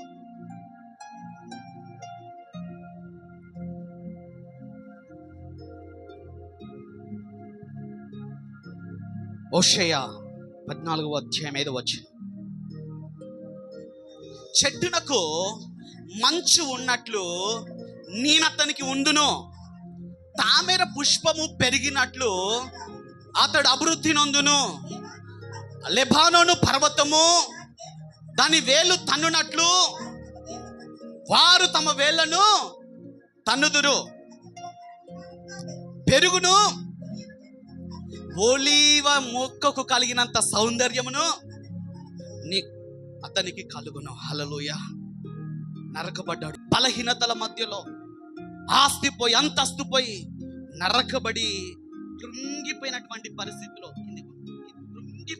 పరిస్థితిలో యోబు ఉన్నాడు. నీటి వాసన రానే వచ్చింది. యోబును ప్రభు లేపాడు. ఈ నీటి వాసన చేత యోబు నిలబడ్డాడు. దేవునికి స్తోత్రము కలుగును గాక. ఇతడు సౌందర్యం అంతా కోల్పోయాడు కదా, శరీరం అంతా కూడా కురుపులతో, పుండ్లతో, భయంకరమైనటువంటి చీము వాసనతో యోబు ఉన్నాడు కదా. అంటున్నాడు, చెట్టుకు కలిగినంత సౌందర్యమును మరలా నేను నీకు ఇస్తాను. దేవుడిచ్చాడు, యోబుకి ఇచ్చాడు. చెట్టుకు మంచు ఉన్నట్లుగా ఎప్పుడు యేసయ్యా, చెప్పండి, ఎవరితో ఉంటాడు? మనతో ఉంటాడు. దేవునికి స్తోత్రం కలుగును గాక. ఒక్క మాట చదవండి. ఒలీవ మొక్కకు కలిగినంత సౌందర్యమును అతనికి కలుగును. లెబానోను ఆ సున్నంత సువాసన అతనికి ఉండును. అతని నీడ యందు నివసించి వారు, బాబా గట్టిగా చెప్పలు కొట్టండి. ఎంత మంచి మాట. దేవుడు నిన్ను అలా చేస్తాడంట, సువాసనగా చేస్తాడు. సువాసనగా ప్రభు నిన్ను చేస్తాడు. నీకు సౌందర్యాన్ని ఇస్తాడు. నువ్వు కోల్పోయిన దాన్ని మరలా రెట్టింపుగా ఇస్తాడు. యోబు కోల్పోయిన దానికి రెండంతలుగా మరలా తిరిగి యోబుకు అనుగ్రహించాడంట. అంత సౌందర్యవంతులు ఆ దేశంలోనే లేరంట. చేశారు, అంత సౌందర్యం ఇచ్చాడు. మరలా కోల్పోయిన దాన్ని రెట్టింపు మరలా యోబుకు దేవుడు అనుగ్రహించాడు. నువ్వు బాధపడకు, భయపడకు. నన్ను ఎవరు ప్రేమించట్లేదని, ఎవరు ఆదరించట్లేదని, నా జీవితం మారట్లేదని, శ్రమల మధ్యలో, నిందల మధ్యలో, అవమానాల మధ్యలో కొట్టబడుతున్నావా? నువ్వు జీవం కలిగిన దేవుని సంఘంలో నువ్వు నాటబడ్డావు. నీటి వాసన దేవుడు మరలా నీ దగ్గరికి పంపిస్తాడు. మరలా నిన్ను వృద్ధిలోనికి తీసుకొని వస్తాడు. అంత సౌందర్యాన్ని ఇస్తాడు. అంత సువాసన నీలో నుండి వెదజల్లుతాడు. నీ దగ్గరకు అందరూ వస్తారంట. నమ్ముతున్నారా మీరు? ఓ చెట్టు ఉందనుకో, చెట్టు నీడకు అందరు ఏమొస్తారు? వర్షకాలం వస్తారు, ఎండాకాలం కూడా వస్తారు కదా. ఏ కాలంలోనే వస్తారు కదా. ఏ కాలంలోనైనా ప్రభు నీతో ఉంటాడు. ఏ పరిస్థితులైనా ప్రభు నీతో ఉంటాడు. నీ జీవితాన్ని మారుస్తాడు, నీ బ్రతుకును మారుస్తాడు, నీ పరిస్థితులు మారుస్తాడు, నీకు సౌందర్యాన్ని ఇస్తాడు. నీలో నుండి సువాసన దేవుడు వెదజల్లుతాడు. అనేక మంది నీ చెట్టు నీడకు వస్తారు. ఆమేన్, హల్లెలూయా. యోసేపు నాలాగున దేవుడు చేశాడు. దేవుడు నిన్ను కూడా మాలాగున చేయబోతున్నాడు. అందరికి అర్థమైందండి? ఆశీర్వాదకరంగా ఉందా? దీవెనకరంగా ఉందా? ప్రభువా, నన్ను కూడా అలాగున ఫలభరితమైనటువంటి జీవితాన్ని నాకును దయచేయండి ప్రభువా. నేను నీలో ఫలించాలి ప్రభువా. నువ్వు నన్ను కోరుకుంటున్నావని ప్రభుని అడుగు. తప్పకుండా నిన్ను ఫలభరితంలోనికి తీసుకొస్తాడు. విశ్వాసంలో ప్రభు నిన్ను స్థిరపరుస్తాడు. గొప్ప కార్యంలో నీ జీవితంలో చేస్తాడు. సౌందర్యాన్ని ఇస్తాడు, సువాసనని ఇస్తాడు, వ్యాపింప చేస్తాడు, నీ దగ్గరికి అందరు వచ్చేటట్టుగా దేవుడు చేస్తాడు. గట్టిగా చప్పలు కొట్టండి. ఆమేన్, హల్లెలూయా. ఈ సంవత్సరం అట్టి కృప చేత సంఘంలో ఉన్న బిడ్డలందరిపై దేవుడు తన బలమైన అభిషేకంను కృమ్మరించునుగాక. ఈ సంఘము నలుదిశల విస్తరించునుగాక. ఈ సంఘము అనేక గ్రామాలకు, దేశములకు వ్యాప్తి చెందునుగాక. ఆమె దేవుడు అట్టి సువాసన, అట్టి సౌందర్యము ఈ సంఘ బిడ్డలందరికీ దయచేయునుగాక. ఆమేన్, హల్లెలూయా. మరి మా కొరకు, మా పరిచర్య కొరకు ప్రార్థన చేయండి. సాయంకాలం మరలా ప్రార్థన ఉంటుంది. వస్తాను వాళ్ళకి ఒకసారి చేద్దాం. మంచి వర్తమానం ఉంటుంది. 7 గంటలకి ప్రార్థన. నేను వస్తా పాస్టర్ గారు అన్నలో మీ చేతుతారు. సాయంకాలం 7 గంటలకు ప్రార్థన. మంచి వర్తమానం ఉంటుంది. ఈ వర్తమానం మీకు ఆశీర్వాదకరంగా ఉందా, దీవనకరంగా ఉందా? సాయంకాలం కూడా మంచి వర్తమానమును మనం విందాం. వస్తానలో చేతుతారు.